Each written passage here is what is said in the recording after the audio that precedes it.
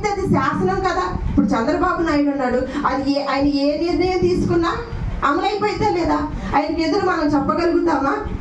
కానీ ఇక్కడ రాజు దేశం మీదే, మరి ఇశ్రాయేలుల 12 గోత్రాలన్నిటి మీద రాజుగా ఉన్న ఆయన జనాభాను లెక్కించడానికి ఎందుకు ప్రేరేపణ చేశాడు దేవుడు?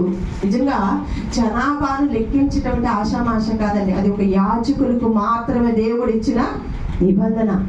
ఎవరైతే జనాభా లెక్కలోనికి వస్తారో వచ్చిన ప్రతి ఒక్కరు కూడా ఏం చేయాలో తెలుసా? మరి ప్రధాన యాజకుడికి కానుకలు అర్పించాలి. ఆ మాటను చూస్తారా ఒక్కసారి? సంఖ్యాకాండం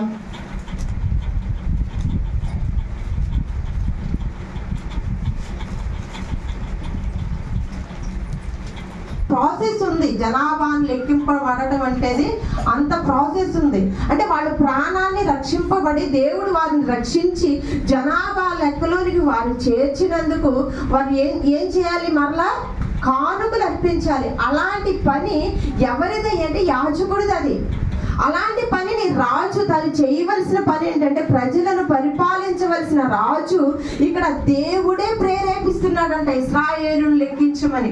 ఎందుకంటే అప్పటికే ఇశ్రాయేలీయుల మీద దేవుని కోపము రగులుకుంది. నిజంగా ఇశ్రాయేలీయుల్ని దావీదు లెక్కించినందుకు ఇశ్రాయేలీయుల మీదకి ఏమొచ్చిందంటే తెగులు అనేది వచ్చింది. ఏమొచ్చిందండి? ఇశ్రాయేలు మీదకి తెగులు వచ్చింది. చూడండి, ఆ మాట చూద్దాం. అధ్యాయం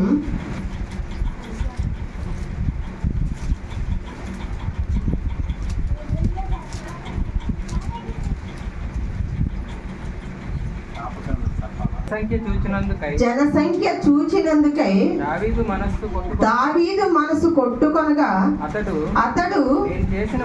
నేను చేసిన పని వలన గొప్ప పాపము కట్టుకొంటిని, నేను ఎంతో అవివేకినై దాని చేసి తిని. 2 సమూయేలు 24 అధ్యాయం చదువున్నాను. యెహోవా కరుణయించి నీ దాసుడనైన నా దోషమును పరిహరింపుమని యెహోవాతో మనవి చేయగా ఉదయమున దావీదు లేచినప్పుడు దావీదునకు దీర్ఘదర్శియగు గాదునకు యెహోవా వాక్కు ప్రత్యక్షమై ఇలాగు సెలవిచ్చెను. చూడండి, ఇక్కడ ముందు దావీదుకి ధర్మశాస్త్రం తెలుసండి.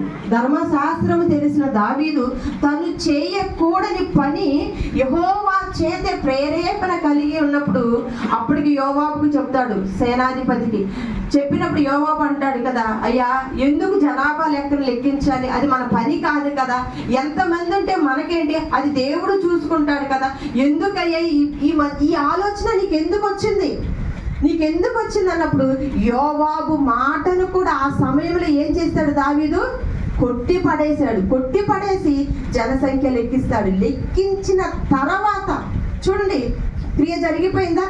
తను చేయకూడని పని జరిగిపోయిందా లేదా? జరిగిపోయిన తర్వాత దావీదేమన్నాడు? జనసంఖ్య చూసినందుకై దావీదు మనసు ఏమైందంట? కొట్టుకొనగా.